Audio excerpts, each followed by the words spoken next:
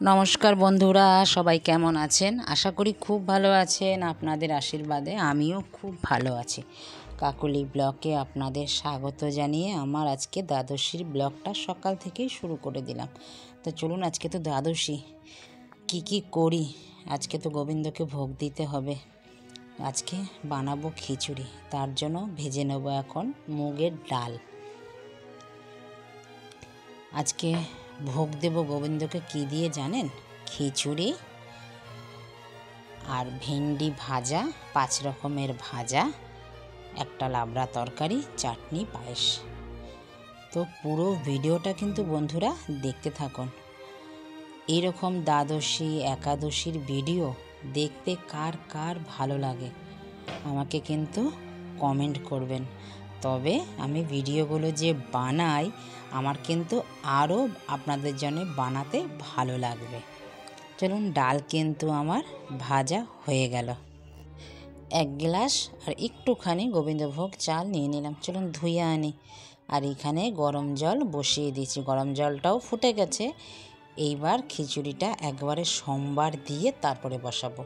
দিয়ে দিলাম শুকনো লঙ্কা, তেজপাতা, মৌরি, মেথি, সাদা জিরে। আমরা কিন্তু এইভাবেই খিচুড়ি রান্না করি। এটা আমরা বলে 1 সোমবারে খিচুড়ি। এই খিচুড়িটা কিন্তু ভোগের জন্যই আমরা বানাই।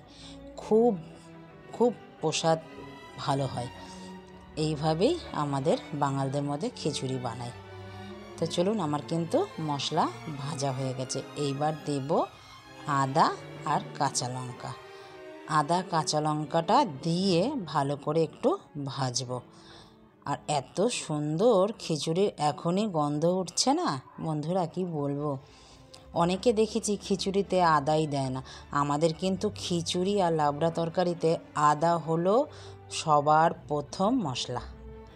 আদা না দিলে আমাদের কিন্তু স্বাদ উঠবে না। তো চাল আর ডাল একসাথে করে ধুয়ে এনে দিয়ে দিলাম। একটু ভাজা ভাজা হওয়ার পরে গরম জল দিয়ে দিলাম মাপ মতন। এবার দিয়ে দিলাম নুন আর হলুদ।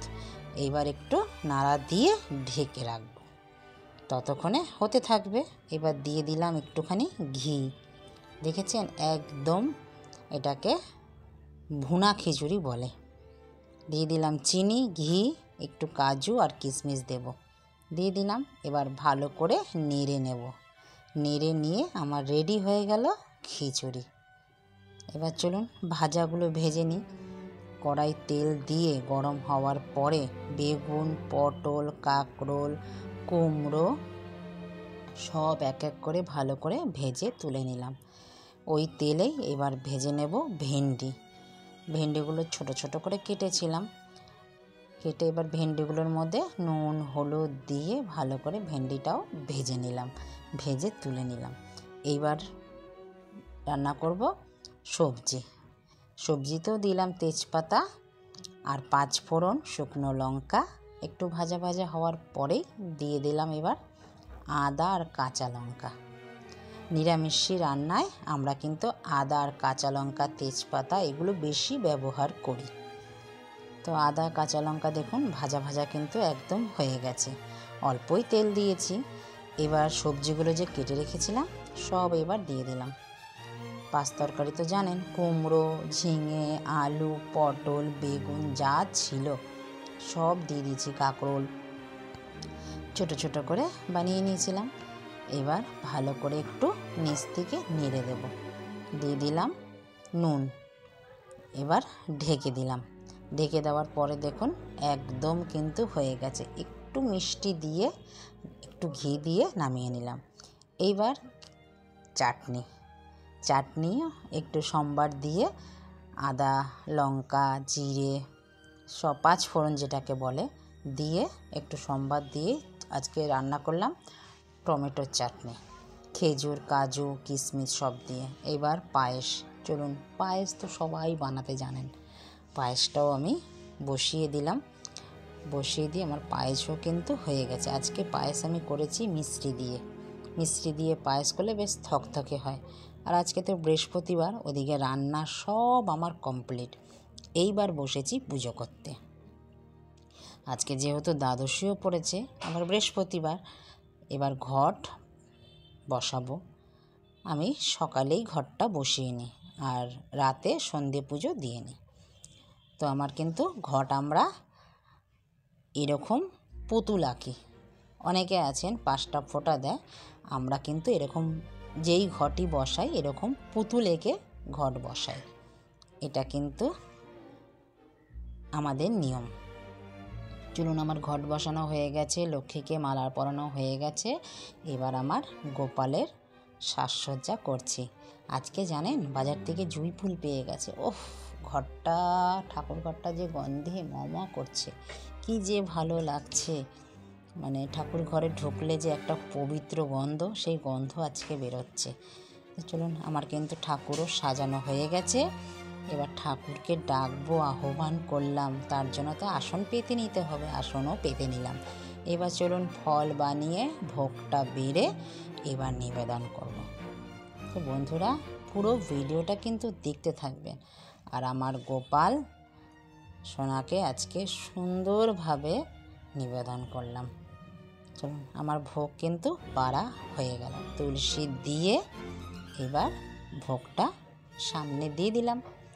এবার চলুন শঙ্খ, উলু, কাশি সব ধ্বনি দিয়ে ঠাকুরকে ডেকে নিই। চলুন, ডেকে এইবার ধূপ দীপ জ্বালিয়ে ঠাকুরকে মনের ভক্তি সহকারে ঠাকুরকে আহ্বান করি। চলুন, আমার সাথে আপনারাও কিন্তু থাকুন বন্ধুরা। চলুন এখন ঠাকুরকে সুন্দর করে আরতিটা করে নিই।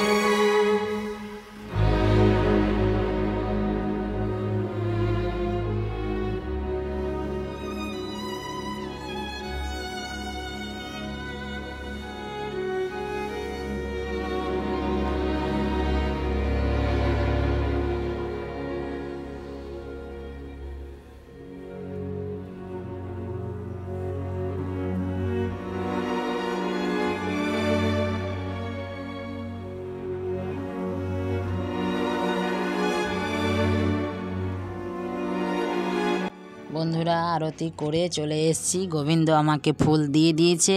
আজকে আপনাদের দাদা বাড়িতে আছে। আমারও শরীরটা ভালো না, মেয়েরও শরীরটা ভালো না। ঠান্ডা গরমে সবারই জ্বর সর্দি কাশি, তো গলার অবস্থা কিন্তু খুবই খারাপ। বন্ধুরা, আমাকে মার্জনা করবেন যদি ভুল ত্রুটি হয়ে থাকে। তো চলুন এখন প্রসাদ নামিয়ে নিই, আমরাও তো প্রসাদ নেব এখন। তো বন্ধুরা, ভিডিওটা আপনাদের কেমন লাগলো? যদি ভালো লেগে থাকে আমার পাশে থাকবেন, চ্যানেলটিকে সাবস্ক্রাইব করে পাশে থাকা বেল আইকনটিও প্রেস করে রাখবেন। আর আমাকে একজন কমেন্টে লিখেছেন, দিদি ভাই আমার গোপালের নাম্বার কত? আমি গোপালের নাম্বারটা ঠিক জানি না। এই গোপালটা আমার বিয়ের সময় আমার মা আমাকে দিয়েছে, তো নাম্বারটা ঠিক আমি বলতে পারবো না দিদি ভাই। আমি নাম্বার যদি লেখা থাকে আমার গোপালের মধ্যে, আমি যখন আবার পরিষ্কার করব গোপালকে তখন আপনাকে জানাবো আমি দেখে। তো ভিডিওটা আপনাদের কেমন লাগলো?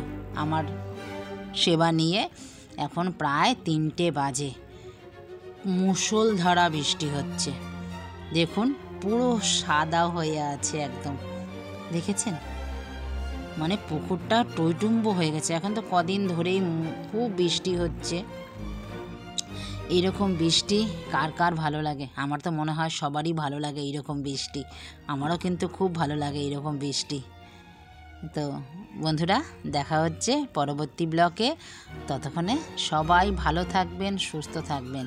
আর যদি ভিডিওটা ভালো লেগে থাকে কোথাও, আমাকে লাইক, কমেন্ট, শেয়ার করে কিন্তু জানাবেন। আর আপনাদের কোনো জিজ্ঞাসা থাকলে সেটাও কমেন্টে লিখবেন। আর যদি এইরকম ভিডিও কার কার ভালো লাগে সেটাও কিন্তু কমেন্টে আমাকে জানাবেন। তো দেখা হচ্ছে শিগগিরই নতুন একটি ব্লগ নিয়ে আবারও আসছি আপনাদের সামনে। ততক্ষণে সবাই ভালো থাকবেন, সুস্থ থাকবেন। নমস্কার, টাটা।